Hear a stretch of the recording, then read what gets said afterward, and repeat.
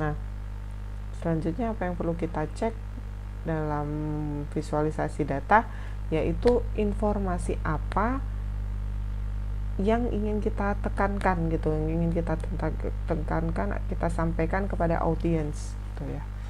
Jadi coba kita lihat ya di sini.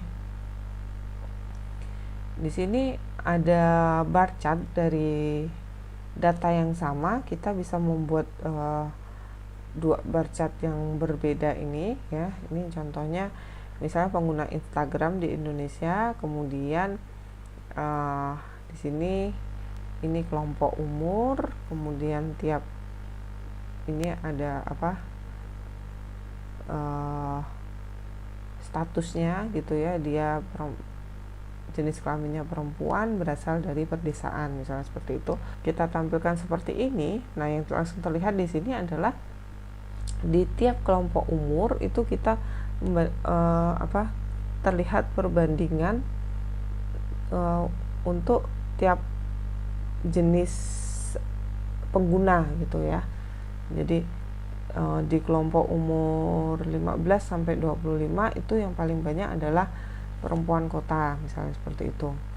Ini di setiap umur sih ya, ini kayaknya perempuan kota yang paling banyak menggunakan Instagram gitu ya. Nah, kalau kita bandingkan dengan yang ini yang terlihat langsung di sini adalah di tiap kelompok pengguna. Jadi misalnya di yang perempuan desa itu kelompok umur berapa sih yang paling tinggi gitu. Jadi mau pakai yang mana, yang benar yang mana, nggak ada kata benar atau salah di sini. Jadi mana yang mau kita tekankan gitu, yang mau kita bandingkan itu apakah kelompok umur dari tiap jenis pengguna gitu ya.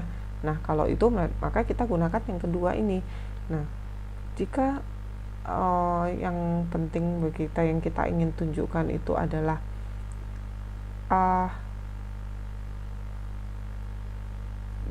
perbandingan dari tiap kelompok usia, itu pengguna jenis mana sih yang paling dominan menggunakan Instagram. Nah, itu kita gunakan yang diagram 1. Jadi informasi apa yang penting yang ingin kita sampaikan itu perlu kita perhatikan ya, sehingga kita bisa memutuskan kita pakai yang mana.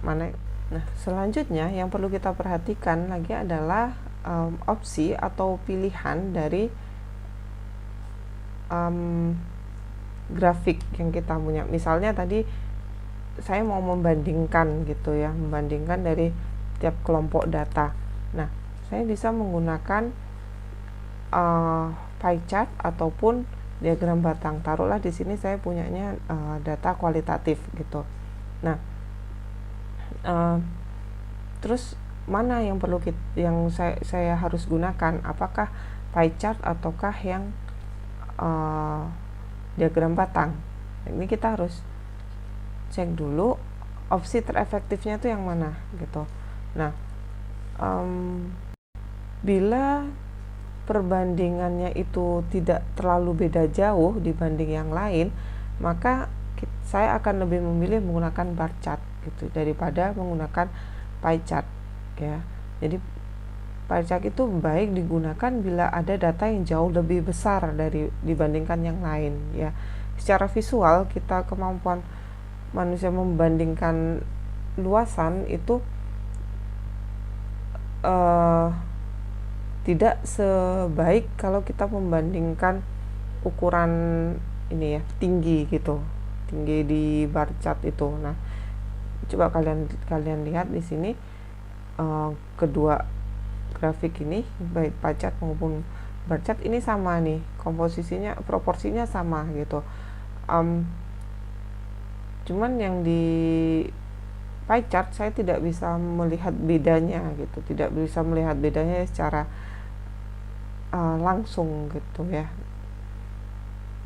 di situ karena besarannya mirip-mirip. Nah, kalau yang batang ini saya bisa melihat tuh bedanya. Oh, yang tertinggi yang putih, yang kelompok A gitu ya kan. yang kedua yang kelompok kuning, dan seterusnya ya. Jadi di sini kalau kita sudah punya opsi, kita harus lihat juga mana yang lebih efektif kita gunakan gitu dari chart yang ada itu, yang opsi-opsi yang ada itu. Oke.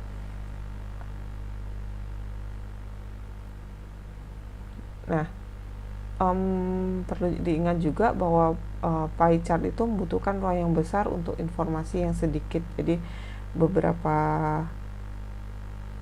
reference itu tidak menyarankan menggunakan pie chart. Jadi dihindari penggunaan pie chart ini karena dia membutuhkan ruang yang besar untuk informasi yang sedikit gitu. Kalau orang Jawa bilang nggak cucuk gitu ya.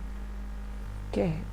Apalagi yang perlu kita perhatikan untuk membuat suatu visualisasi data, kita harus perhatikan juga warnanya ya. Nah, di sini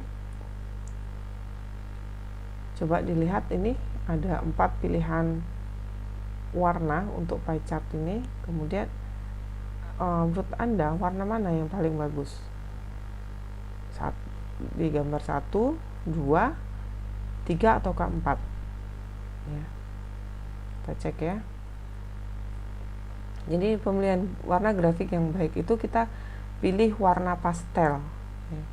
Kita harus pertimbangkan bila grafik itu nanti dicetak dalam hitam putih ya. Jadi kalau di grayscale apakah dia akan terlihat berbeda gitu ya. Kalau dia warna pastel itu akan terlihat beda, antar warnanya tuh akan terlihat walaupun kita cetak dia dalam grayscale atau hitam putih. Untuk visualisasi data dengan peta, gunakan warna terang ke gelap dan sebaliknya ya. Jadi yang perlu kita perhatikan dalam membuat visualisasi data yaitu kita harus memuat anotasi atau keterangan dari gambar ya. Anotasi ini akan membuat informasi dalam visualisasi yang kita bikin itu menjadi lebih jelas dan tidak ambigu, serta dapat membantu pembaca untuk memahami visualisasi yang telah kita buat gitu ya.